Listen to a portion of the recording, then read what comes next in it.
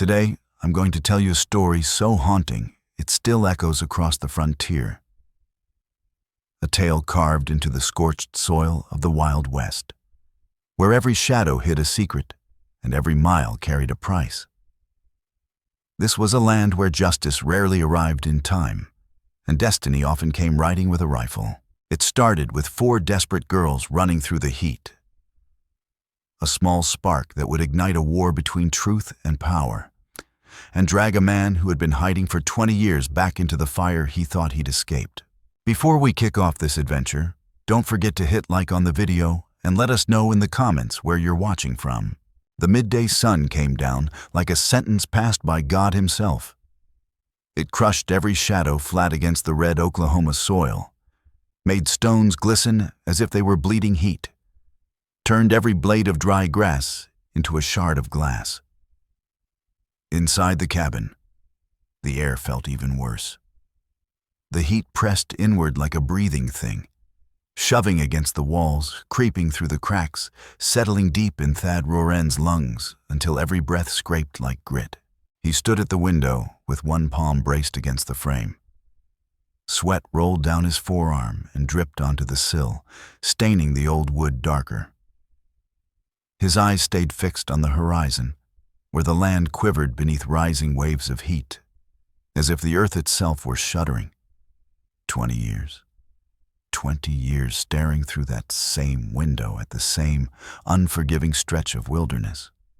20 years since he had spoken to another living soul. He had raised the cabin with his own hands, every log stacked like a confession, every nail driven like penance. Folks in town used to call it Roren's Pit.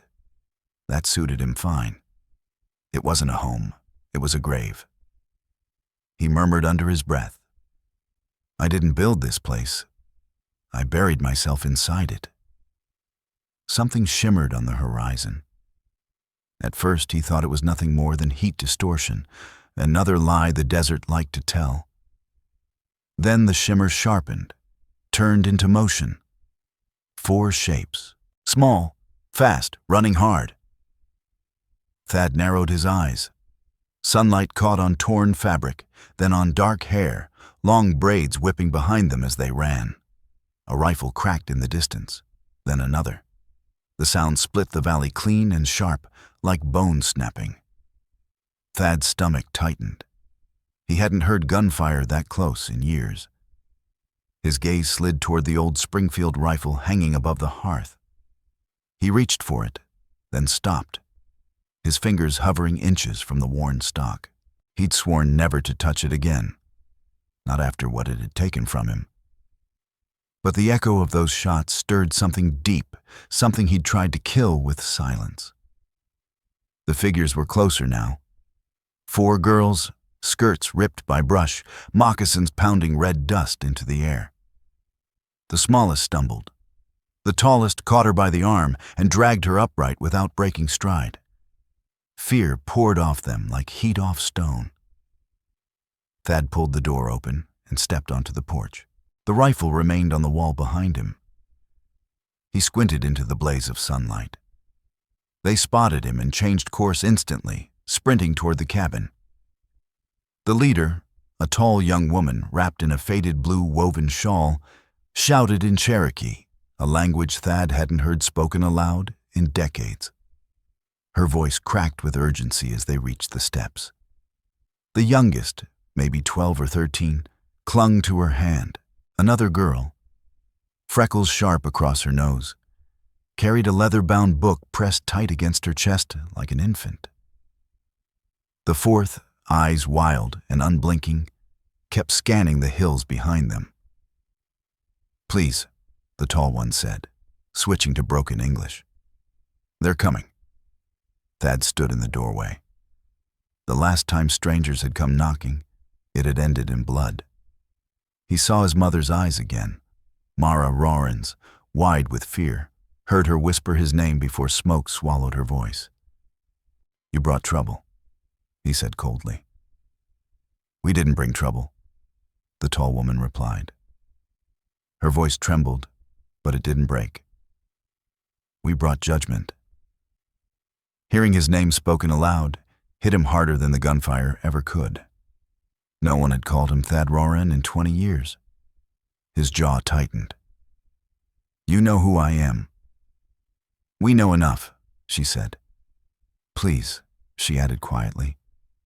"We have nowhere else." Another rifle cracked. A chunk of bark exploded from the porch rail. The youngest gasped. Thad's hands curled into fists. He wanted to slam the door, pretend the desert had made them up. Then the wild-eyed girl lifted her face. For one heartbeat, her expression, cornered, defiant, unbroken, mirrored his mother's the night the marshals came. Something split open inside him. He yanked the door wide. "Get inside!" They rushed past him. The tall woman shoved the youngest in first, then slammed the door shut. Thad threw the bolt home. The cabin instantly felt smaller, thick with sweat, thick with fear. The four girls crouched near the cold hearth, clinging to one another like branches in a storm. Thad remained by the door, watching them. "Why are they hunting you?" he asked. The freckled girl lifted the book with shaking hands. "Because of this." He frowned. "A book?" "A diary," she whispered. "Edric Vale," she said. "The man who owned this land before your father. It tells what they did to him, what they did to us." The name struck Thad like a hammer blow. Edric Vale. He'd heard it once, long ago. Spoken in hushed tones before everything collapsed. Friend of his father, or victim. He'd never known which. "I don't want your war," Thad said roughly. "You're already in it," the tall woman replied. "Because you live here." The words cut deep. Because they were true. He lived on land, bought with lies, and buried with blood. He'd believed the land might forgive him if he stayed alone, if he never claimed it, never touched it. But land remembered. He turned back toward the window. Outside, the heat wavered, and then a sharp glint flashed between the rocks. Sunlight off metal. A scope. "Damn it," Thad muttered. He crossed the room and lifted the rifle from the hearth. The steel was cold, familiar. His hands wrapped around the stock as naturally as breathing, just like they used to all those years ago. And he hated how right it felt. His grip closed around the rifle stock the same way it had 2 decades earlier. Too easy. Too familiar. He hated that his hands remembered, even when the rest of him wanted to forget. The youngest girl whispered, "They'll kill us." Thad Roran didn't turn. His eyes stayed fixed on the window. "Not while I'm still breathing." The girls traded uneasy looks. The one with the wild stare dropped beside the tall woman and murmured something sharp in Cherokee. The tall woman answered with a slow shake of her head, then lifted her gaze to Thad. What he saw there wasn't only fear, it was weight. Expectation, the kind that asked a man to decide who he really was. Thad stepped away from the window and worked the rifle's chamber. "Names," he said. The tall woman swallowed. "Asha." She gestured in turn. "Corey, Nemi, Ira." Thad grunted. "All right, Asha. Keep your people back from the windows." "They're not my sisters," Asha said softly, "but they are my people." Thad slid the bolt forward. The click was quiet, but final. A rifle cracked outside, closer now. Wood splintered above the doorway. Dust drifted down like dry snow. The girls flinched but made no sound. Thad lowered the rifle. His hands no longer trembled. The long silence he'd hidden inside for 20 years had finally shattered. He glanced at Asha. "How many?" "At least 8, she said, led by a man named Bray Locke. Thad's jaw tightened. He knew that name. Once, Bray Locke had dragged him out of a trench while bullets tore the mud apart. Once, that same man had called him brother. Asha noticed the change in his face. "You know him?" Thad nodded. "Yeah, I know him." He braced his shoulder against the door. The wood was hot from the sun. On the other side, boots shifted. Men were spreading out. Even the land felt tense, as if it were waiting. "Looks like peace finally found me," Thad muttered. And it showed up armed. The cabin fell quiet, but not calm. It was the kind of silence that pressed against your ears. The kind that came right before a horse spooked or a trigger broke. Thad paced near the window, careful not to cast his shadow across the glass. Outside, heat twisted the air, blurring the rocks where he knew someone, maybe Bray himself, was watching. Behind him, the 4 girls sat on the floor. No crying, no begging, just stillness, like deer pinned by headlights, afraid but proud. That unsettled him more than panic ever could. He turned. "You said that book's why they're after you." Nemi nodded. She held the diary with both hands, its leather cracked and worn smooth at the edges. "It's not stories, it's names, roots, dates, witness marks. Edric Vale wrote everything down before he died," she said. "What they did to him, what they did to us." The name landed heavy in Thad's chest. Edric Vale. A ghost from the time before everything collapsed. Friend to his father? Or a man ruined by him? Thad had never known which. "I don't want this fight," Thad said roughly. "You're already standing in it," Asha replied. "Because you live here." That truth burned. This land had been bought with lies and sealed with blood. Thad had believed isolation might earn forgiveness, that if he lived small enough, quiet enough, the land might forget him. It hadn't. He poured water into a tin cup and handed it to Nemi. She took it with a quiet nod. The air hummed with insects and tension. He almost asked why they'd come here instead of a mission, a council house, or a lawyer in town. But the answer was already waiting in his chest.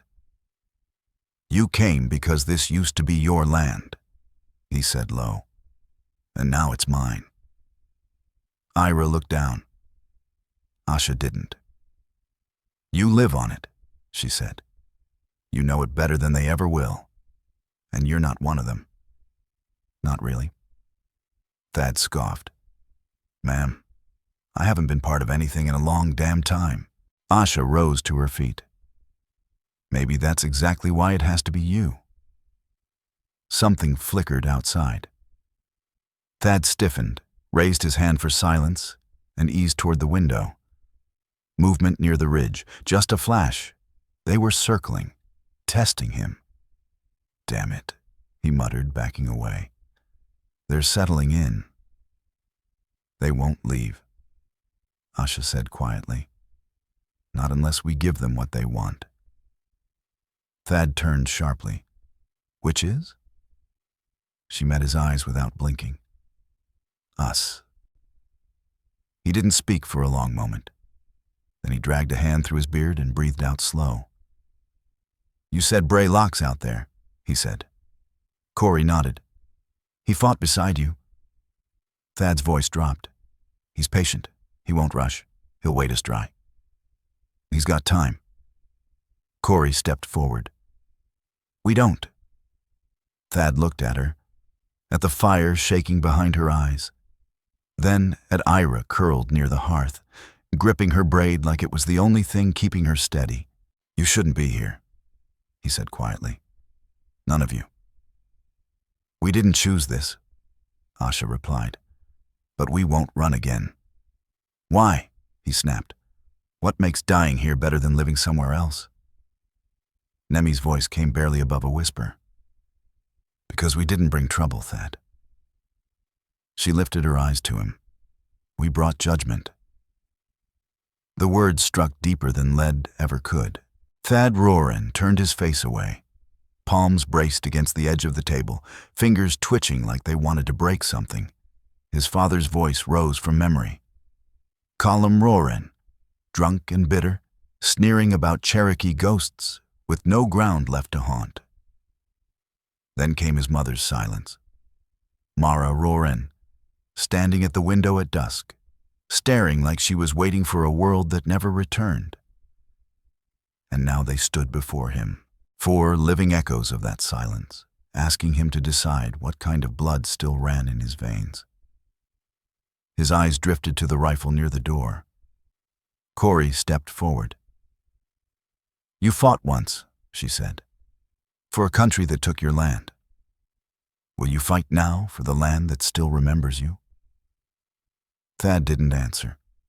He crossed back to the window and peered through a narrow gap in the curtain, only shadow beyond the rocks.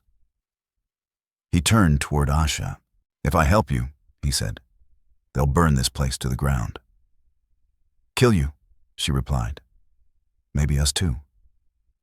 He studied her face. "And if I don't?"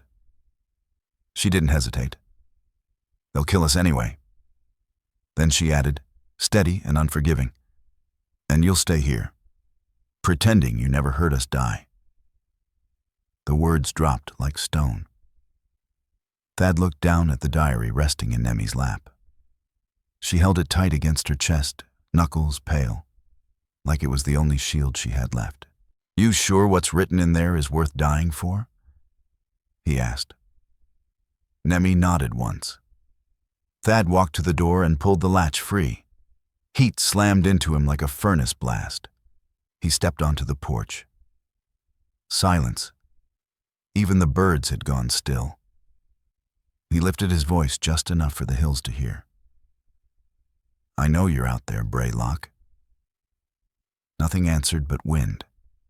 Thad spat into the dirt and turned back inside. "Board the windows," he said. "Stack the furniture along the west wall. That's their best line of cover." Asha stared at him. "You're staying?" "For now." "Why?" He lifted the rifle and checked the chamber. The metallic click echoed sharp in the still room. "Because I'm tired of burying myself every time something worth saving walks through my door." He paused, then nodded toward the entrance. "Lock it behind me.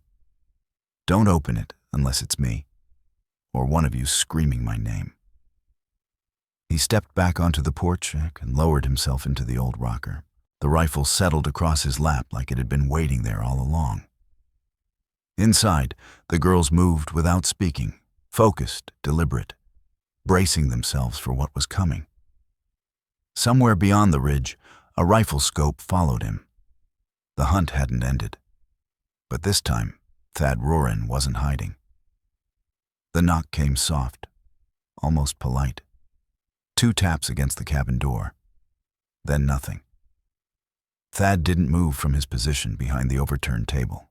He dragged it there after the windows were barricaded. The rifle rested across his knees, his finger brushing the trigger guard. Another knock, harder this time. Then a voice. "Thad, I know you're in there." He closed his eyes. The voice was older now. Rougher, a little more gravel in it, but unmistakable. "Hell," Thad muttered. "Bray." He stood, motioned for Asha to stay low, and stepped toward the door. "I'm alone," Braylock called. "Unarmed." Thad snorted. "You never went anywhere unarmed." "I swear it," Bray said. "No tricks, just words." The girls watched from behind cover. Asha nodded once. Thad unlatched the door but left the chain hooked. He cracked it open just enough to see. Bray stood 5 paces back, hands loose at his sides. Older now, broader in the middle. His mustache had gone gray, but his eyes were the same sharp ones that had watched Thad's back through a dozen firefights. Thad studied him carefully. "What the hell are you doing here?" he asked. Bray shrugged. "Heard a rumor." 4 Cherokee girls running around with a stolen diary. I figured that might cause problems. That diary isn't stolen. Bray's eyes flickered. Well then, that makes it worse. Thad didn't respond. Bray shifted his weight. I didn't come to burn your porch down. I came to offer you a choice. Thad opened the door a fraction wider, rifle raised, but not aimed. You already made yours, Thad said. You're working for men like Chamberlain now, oil men, land leeches. Bray's jaw tightened. It's not that simple. It always is, Thad replied. They pay. You point the gun. Bray looked away for just a moment. You're still preaching, he said. Funny thing is, it didn't save your mother. Thad moved before thought could stop him. The door exploded open. The rifle surged forward, its barrel stopping inches from Braylock's chest. Say that again, Thad Roran snarled. Bray didn't flinch. She died, Thad, he said calmly. And you ran. Don't pretend otherwise. The space between them vibrated with heat and memory. You owe me your life, Bray continued, voice low and unwavering. Don't throw it away for theirs. Silence dropped heavy, thick as pitch. Thad's hands shook, not with fear, but with the strain of swallowing everything clawing up his throat. He forced himself back a step. So that's it, he said. You didn't come for talk. You came to rattle the fence before the wolves move in. Bray's mouth twitched. Maybe, but I figured you'd be smart enough to stand aside. And let you take them for what? Another paycheck? It ain't just money, Bray replied. It's order. He gestured vaguely toward the hills. You know what happens if this gets loose. Folks start asking questions. Lines blur. Old truths crawl back out. History gets rewritten, Thad said flatly. He gave a short laugh. Maybe it damn well should. Bray drew a breath and stepped closer. I'm giving you one way out.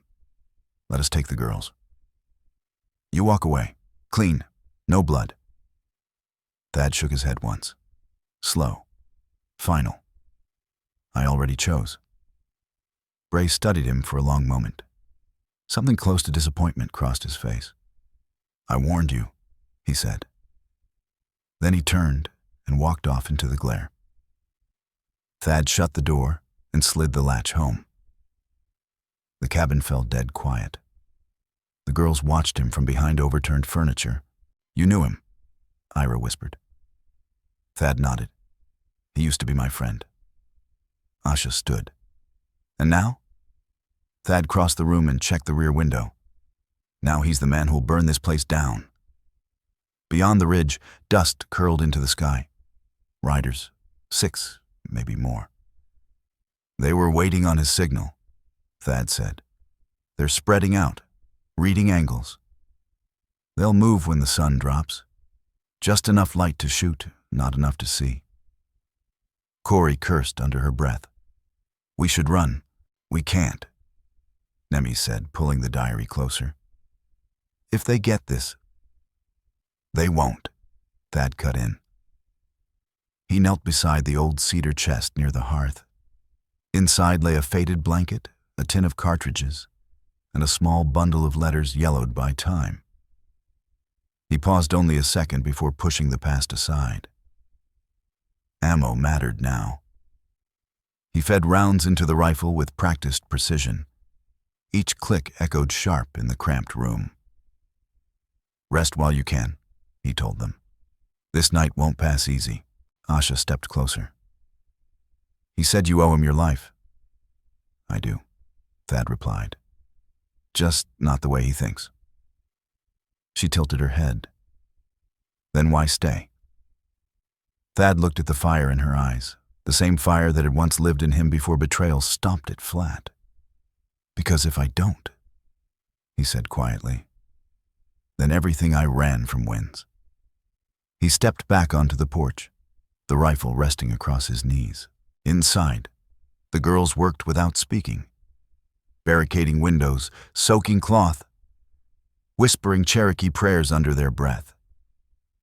As the sun bled into the horizon and painted the hills orange, Thad spotted the first shadow shifting behind a boulder. Bray's voice echoed in his mind. "You owe me your life. Don't waste it on theirs." Thad tightened his grip. "I'm not wasting it," he muttered. "I'm finally using it." He leaned back in the rocker and waited. The first shot came just after sunset. Glass burst from the west window with a sharp crack, shards spraying across the floor. The bullet buried itself in the wall above Ira's head. She didn't scream. She flinched, then froze, clutching the leg of a stool. Thad had warned them not to scream.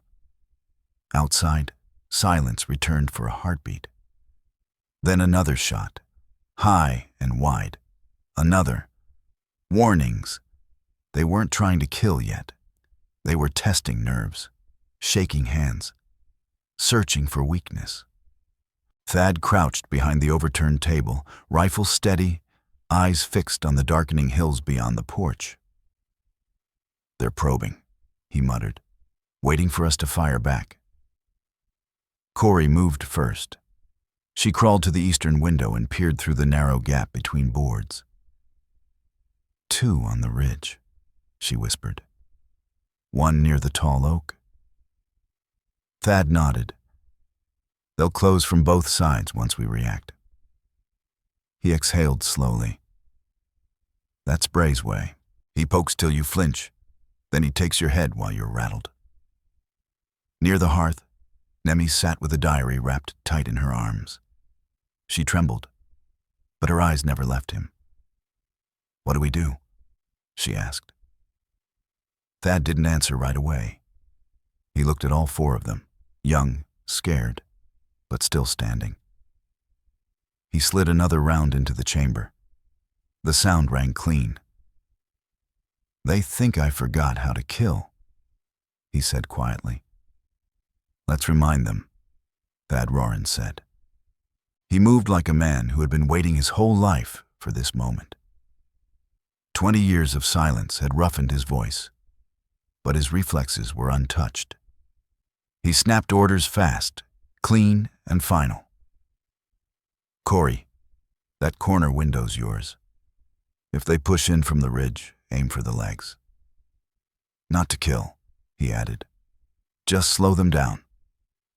Corey flashed a thin grin. "Understood."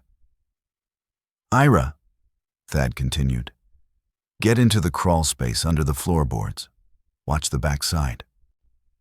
If they start circling, pull the bell string." She nodded once and slipped through the narrow hatch beneath the kitchen shelf, silent as breath.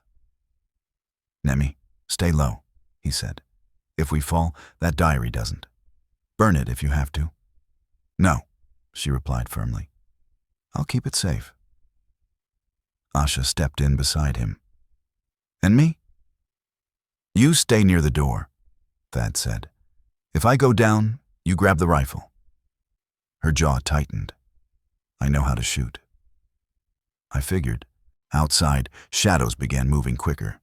Figures darting between trees, cloth flashing, rifle barrels catching dying light. They were closing in. Thad waited, breathing through clenched teeth. He didn't fire. Not yet. He needed them to think he was afraid. Old, slipping. Another round slammed into the wall, lower this time, cleaner. The warning stage was over. "Now," Thad said. He rose, lined the sights through the shattered west window, and squeezed the trigger. The first shot punched into a man crouched behind a boulder, tearing through his thigh. A scream ripped through twilight as the man tumbled from cover. Corey fired next, fast and precise, clipping another attacker's shoulder. He yelped and dropped his rifle. A third man bolted for the trees, firing wildly as he ran. The valley erupted, sharp echoes, rapid cracks, more than a dozen shots traded in under a minute. The cabin held. Inside, Dust burst from the walls. Wood splintered. The girls coughed, but none panicked. They were braced now, believing.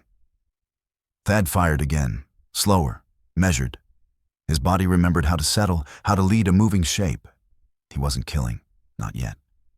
But he was drawing blood, planting doubt. Asha reloaded beside him, calm and quick. "How long do we hold?" she asked. "Till they run, reload, burn us out?" "And then?" she pressed. Thad met her eyes. "Then we do it again." A voice shouted from the trees. "You really think this ends well, old man?" the man yelled. "You and 4 little girls?" Thad stepped onto the porch, rifle raised, eyes hard. "We already ended you once," he called back. "You're just too damn dead to know it." He fired again, high. The bullet tore through the branch above where Bray Locke had been hiding.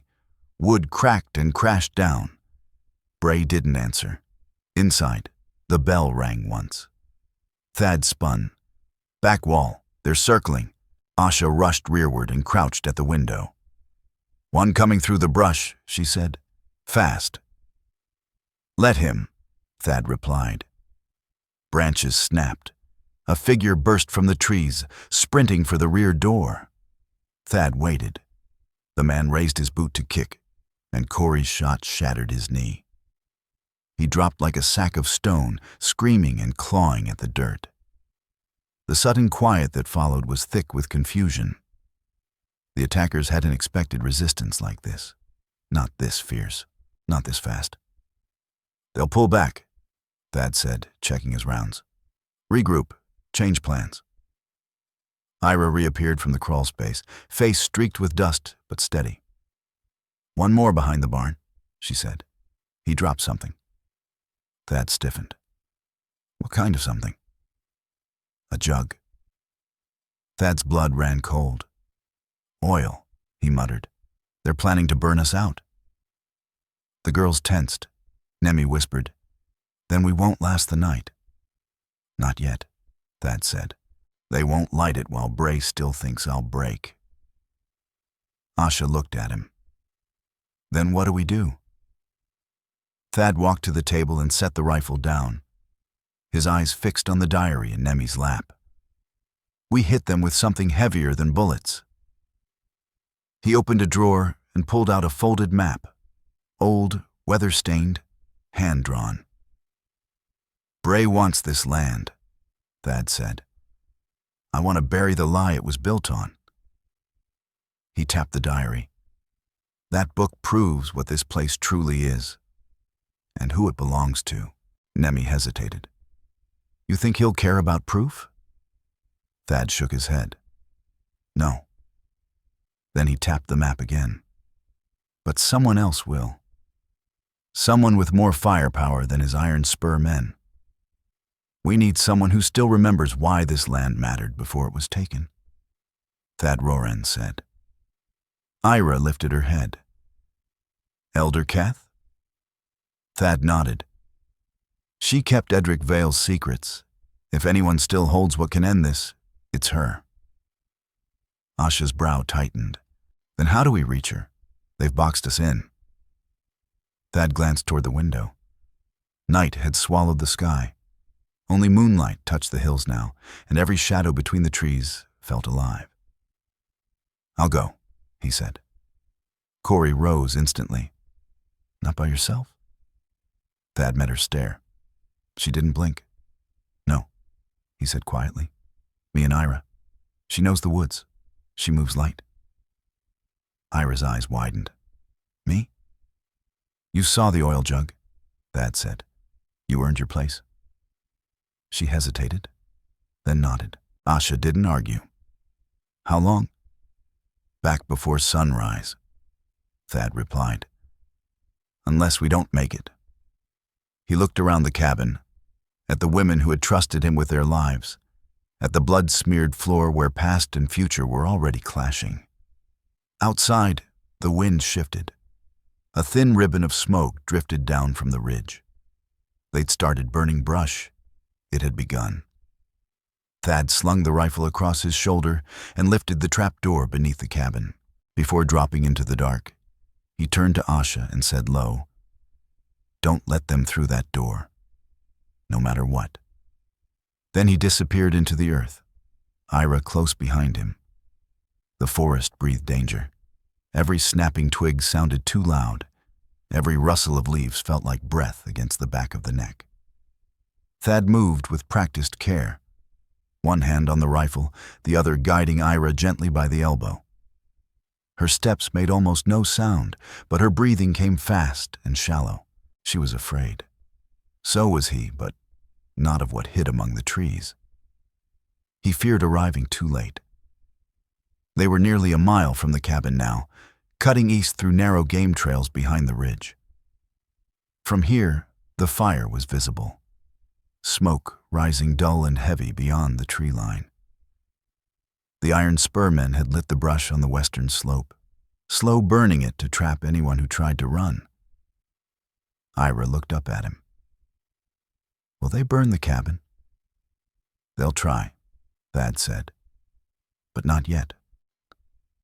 "Not until they think I've broken," he added. "And if they believe that, Asha burns with it." She bit her lip and tightened her grip on the leather strap of her satchel.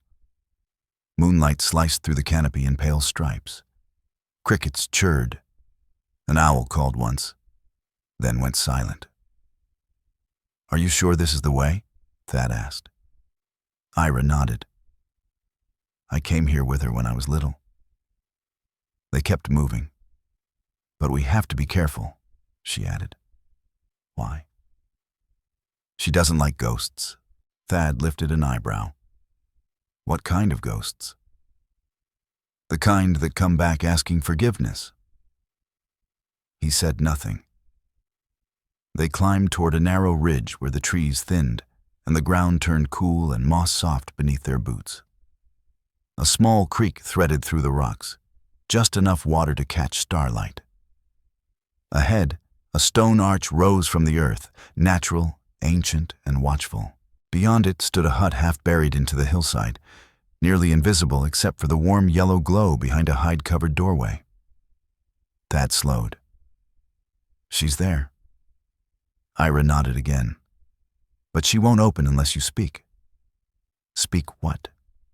"Not words," Ira said. "Truth." Thad studied the door, shadows dancing across the stretched hide. Then he stepped forward and said clearly, "I buried the truth once. I've come to dig it back up." The hide lifted without a sound. Inside, warmth wrapped around them, thick with cedar smoke, sage, and dried corn. Candles burned low along a carved wooden shelf. Ribbons hung from the ceiling, each marked with symbols Thad didn't recognize. Ira bowed her head as she passed beneath them.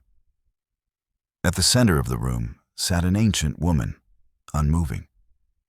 Her eyes were milky and half-blind. Silver hair lay braided tight, beads woven through it, clicking softly as she turned her head toward them. "You waited too long," Elder Keth rasped. Thad swallowed. "I know. You let them steal the bones of this land," she continued, "and now you wish to return them." "I'm not asking for forgiveness," Thad said. "Only direction." She tilted her head. "You already know the path." "I need proof," he said. "Something real." "Not ink," she replied. "Not memory." She leaned forward slightly. "You need the thing they fear most. The deed." Thad's heart jolted. "You have it." Elder Keth reached beside her into a hollowed log. From within, she drew out a bundle wrapped in elk hide, bound with a strip of river-worn bark. "This was Edric Vale's final act," she said. "He knew they would kill him. So he gave it to me," she went on, "and told me to wait, until the land itself cried out again." She extended it toward him. Thad Roran took the bundle with unsteady hands. He loosened the binding slowly. Inside lay a sheet of parchment, dry, browned along the edges, but still readable. A land deed, signed, witnessed, marked by both federal agents and Cherokee leaders. But what froze his breath was the bottom of the page. 2 names burned there in fading ink, Edric Vales and his mother's. Thad stared. She signed this. Elder Keth inclined her head. They tried to silence her voice, so she left it here instead. His throat tightened. Memory flared too close. His mother standing in the doorway, smoke curling around her face, whispering his name as the flames rose. "I never knew," he said. "You never asked," Elder Keth replied. Thad glanced at Ira, who watched him quietly, almost reverently. "You carry her blood," the elder continued. "But blood alone does not bind a man to the land. Choice does." "I'm trying," Thad said softly, "to make the right one." "Then you'd best move," she answered. "The land is burning, and the dead are awake." He wrapped the deed again and slipped it inside his coat. As he turned away, Elder Keth called out, her voice stronger than her body. "Eyes may fail," she said, "but memory never loosens its grip." Thad paused at the doorway. "I won't forget." "Make sure they don't either," she said. They ran. Down the slope, through the trees, along the creek bed now glowing with orange reflection as fire crept higher along the ridge. The air reeked of ash and smoke. Distant gunshots echoed faint and hollow. Ira pushed herself harder than Thad expected, faster, steadier, no longer a child hiding in corners. She was one of them now. Near the hollow beneath the cabin's rear wall, Thad dropped low and whispered, "You go first. Tell them we have it." "You're coming too," she said. "In a second." She hesitated, then slid into the crawl space like shadow. Thad remained outside, eyes sweeping the ridge. Torches burned now. Shapes moved. The second wave was coming. The weight of the deed pressed against his chest, steady, pulsing like a heart. This was no longer about keeping land. It was about waking something buried far too long. The night had grown teeth. Flames crawled near the clearing's edge.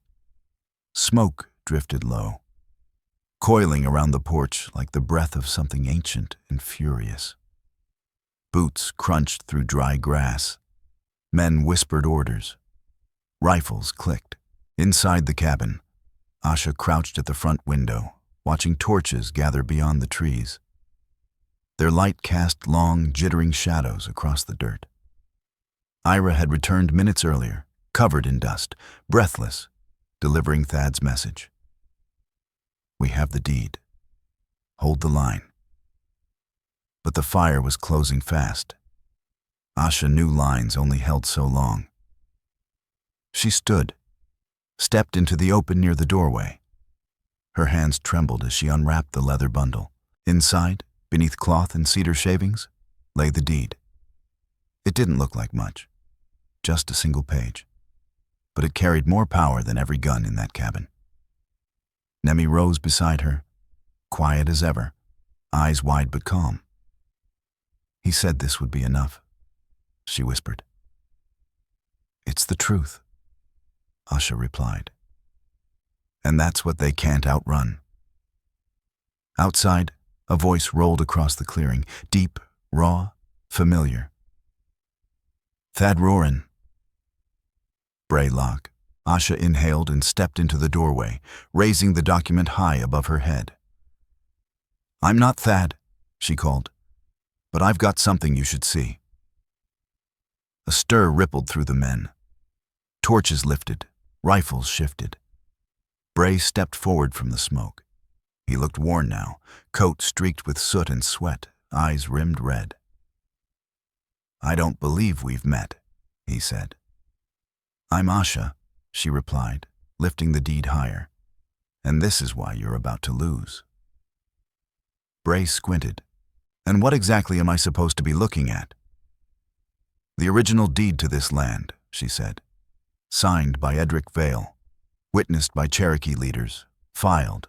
Legal. Buried, she added. Just like he was. Bray barked a short laugh. And I suppose we all just pack up and ride home because you found an old piece of paper? No, Asha said calmly. But your employer might. The town might. And the federal men who still answer to the right names definitely will. She stepped forward as flames cracked behind her.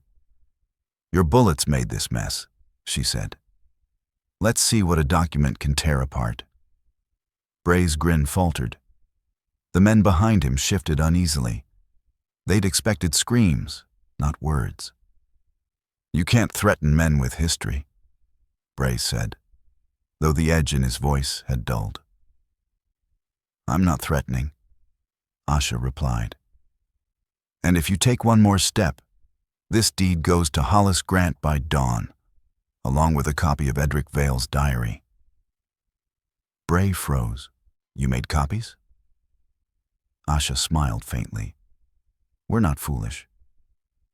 A shot cracked suddenly. Not from Bray, but from somewhere behind him. The bullet tore through the cabin roof, splintering a rafter. Chaos erupted. Then a figure burst from the tree line behind them, moving fast through smoke and fire. Thad Roren. He fired into the air. Hold your damn fire. Men spun, startled, disoriented. Bray turned. But Thad was already between him and Asha. Smoke clinging to his coat, one sleeve scorched black. He looked half burned, half reborn, and more alive than he'd been in 20 years. I've had enough of this, Thad growled. Stand down. Bray Locke stared at him. You're outnumbered, outgunned. Maybe, Thad Roren said. But we've got the truth now. He took the deed from Asha's hands and lifted it high so every man in the clearing could see. And we won't be the only ones who do. Movement stirred beyond the trees. Not iron spur men. Different riders. Lantern light flickered through the brush as a second group emerged. Men from town. One wore a press badge pinned to his coat. Another rode with a deputy's vest, catching the firelight. Bray saw them too. You son of a bitch, he muttered. I told you I wasn't dying out here, Thad said. And I sure as hell wasn't dying quiet. Bray's rifle rose an inch. Thad lifted his own. Asha stepped between them. Don't, she said. It's finished. The moment tightened like a hangman's rope. Then Bray lowered his weapon. Slowly, reluctantly. One by one, the men behind him followed. Nemi stepped from the cabin holding the diary. Firelight brushed the worn pages as she cradled it like something sacred. The deputy rode closer, eyes sweeping from Asha to Thad, to the scorched ground around them. Someone want to tell me what the hell's been happening here? We will, Thad said. But first we put the fire out, before it eats what little truth we've got left. They worked through the night. Men who had come to burn the place now beat back flames with coats and hats. Buckets passed hand to hand, smoke blackened faces. No one stopped. By sunrise, the fire was dead. The cabin still stood. Barely. Thad remained on the porch, ash heavy on his shoulders, watching the sky fade from charcoal to pale gold. Asha stepped beside him. That was close. Too close. Nemi handed the diary to the reporter from town. The man opened it carefully, scanning names, maps, testimonies. We'll make sure this reaches daylight, he promised. Thad didn't smile. Make damn sure, he said. There'll be more like Bray. There always are. But not here, Asha said softly. Not anymore. Thad studied the scarred land, the burned earth, the people who had chosen not to run. This land remembers, he said. It always has. The world tipped. Thad felt his knees give before his mind caught up. One moment he stood on the porch watching smoke drift across blackened ground. The next, the earth rushed upward. Voices blurred. Asha shouted his name. Someone yelled for water. Nemi's hands pressed to his chest, trembling, desperate. Then darkness came, deep and weightless. He floated in it. No pain, no time, like resting at the bottom of a river where the current forgets to move. Then a voice reached him, low, steady, carried like wind through trees. You lived 20 years as a shadow. It's time to walk in the sun. His eyes snapped open. Wood above him. Old beams. Familiar grain. He was inside the cabin. His cabin. He tried to sit up. Pain seized his ribs. A groan escaped him. Bandages were wrapped tight across his side. Asha leaned into view. Easy. Nemi stood behind her with a mug of water.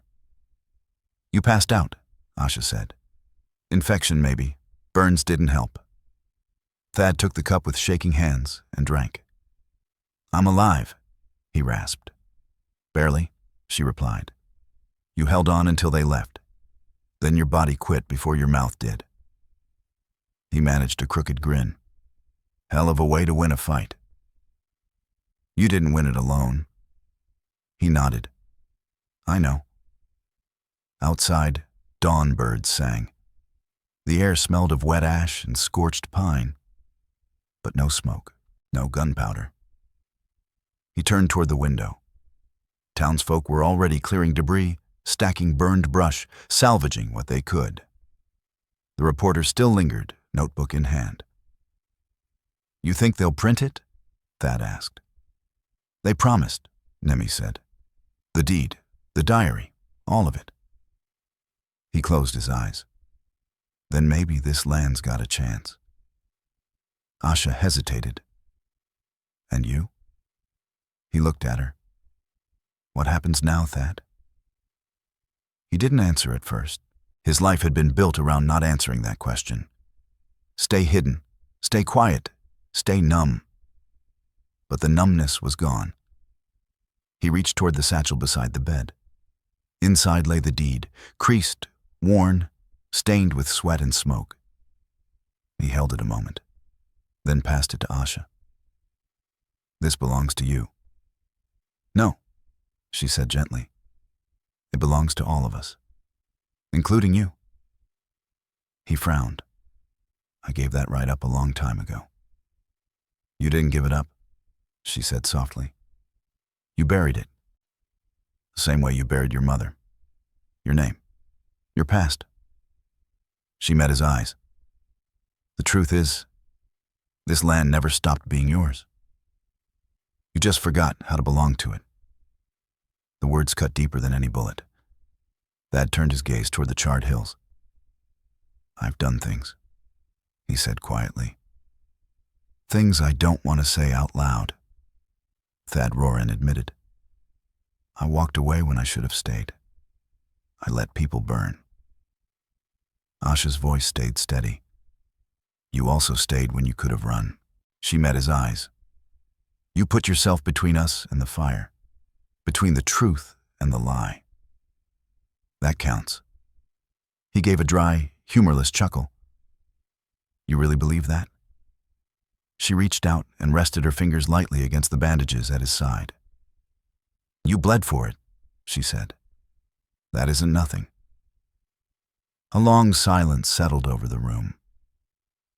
Outside, Corey was showing a handful of local boys how to brace a fence post properly. Ira helped an older woman crush herbs and wrap small burns. The land was scarred, but already breathing again.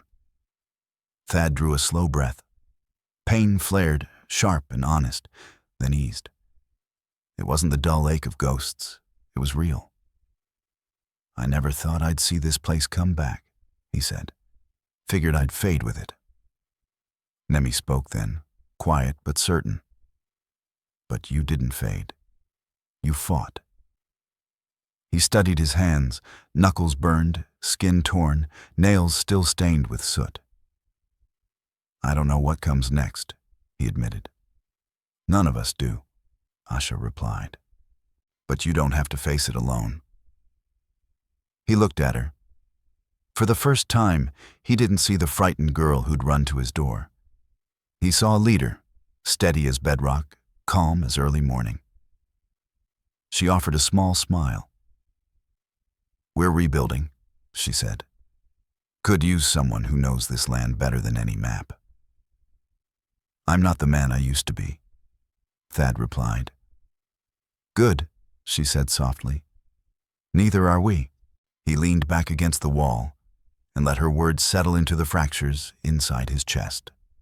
For 20 years, Thad Roran had been a man suspended in time, half alive, half forgotten, a shadow haunting a house built from guilt. Now something else stirred. Not forgiveness, not redemption, just a beginning. Sunlight crept higher through the doorway, laying long bands of gold across the dirt floor. He murmured, almost to himself, I lived 20 years as a shadow. Time to walk in the sun. And for the first time in 2 decades, he meant it. Spring arrived slow that year, but it came. The land healed like an old wound, learning how to close. Charred trees pushed out green buds. Burned brush gave way to fresh grass. Smoke-stained skies opened into wide, honest blue. They rebuilt, board by board. The porch came first. It had taken the worst of the fight. Planks burned and rails split, but it rose again with fresh timber, smoothed by hand. It still creaked when the wind passed through. Only now the sound felt alive. Children climbed the hill in the mornings, dust trailing behind them. They came to learn Cherokee words from Asha, to hear Nemi read aloud from the Edric Vale diary. They came to touch the soil and feel that it belonged to them again. Thad would sit on the porch with a mug of coffee, boots planted firm, watching them race up the steps he'd rebuilt himself. Corey taught riding and tracking behind the barn. Ira planted herbs near the creek with Elder Keth, who visited weekly, blind eyes seeing more than most men ever had. Sometimes Thad helped. Sometimes he only watched. Either way, the silence no longer crushed his chest. The cabin became a home, not his alone. People started calling it the Keeper's House, not because he owned it, but because he stayed when it mattered. He didn't speak much about the fight. The scars along his ribs told enough. When asked, he'd only say, "We made it through the fire. That's what matters." One afternoon, as sunlight softened across the hills, Nemi brought him a folded paper. The headline read, "The Vale Deed Unearthed. Cherokee Land Rights Restored." His name appeared near the bottom. Thad studied it a long while, thumb resting along the edge. "I don't need to be in this," he said. "Too late," Nemi replied with a smile. "You're part of the story now." He chuckled and set the paper aside. "Guess there are worse things than being remembered." "Like being forgotten," she said. He nodded. "Yeah, I lived through that." Later that night, he stood where the old fence once sagged from neglect. His hand ran along the smooth top rail of the new one. Behind him, the cabin glowed with lamplight. Laughter drifted through open windows, someone telling a story, probably Asha, probably at his expense. He let the sound settle into the quiet. It was hard to explain how land could come back to life after so much loss. Harder still to explain how a man could do the same. But Thad no longer felt the need to explain anything. He only needed to keep showing up. He turned toward the porch. Above him, stars blinked into being one by one, just like they had when he was a boy, before the world taught him to flinch. He sank into the old rocker, wrapped his fingers around a warm mug, and looked out over the valley. It was still rough, still wild in places, still scarred, but it was theirs. It had roots again. As the wind rolled through the valley carrying the scent of earth and wood smoke, Thad whispered to no one at all, "They came for dirt. We stayed for our souls." And for the first time in a very long while, he felt whole. Finally, let me send my deep thanks to you. Thank you for giving your time to this story. Some journeys shape us, and we hope this one left a mark on your heart. There are more paths ahead, more legends of love, hardship, and redemption beneath the western sky. Please subscribe, leave your thoughts, and travel with us once again. Thank you, and God bless. Aviso legal/disclaimer. The stories presented here are creative expressions and may mix historical inspiration with dramatized scenes. AI tools contribute to some elements of voice, imagery, and structure. But every published story is refined by editors and creators to ensure authentic emotional impact. We honor YouTube's policies and do not generate deceptive likenesses or artificial depictions of real people. All audiovisual components are legally licensed. Any use, redistribution, or alteration of this content must be granted through written consent. Your presence here means a lot. Thank you for supporting artistic storytelling.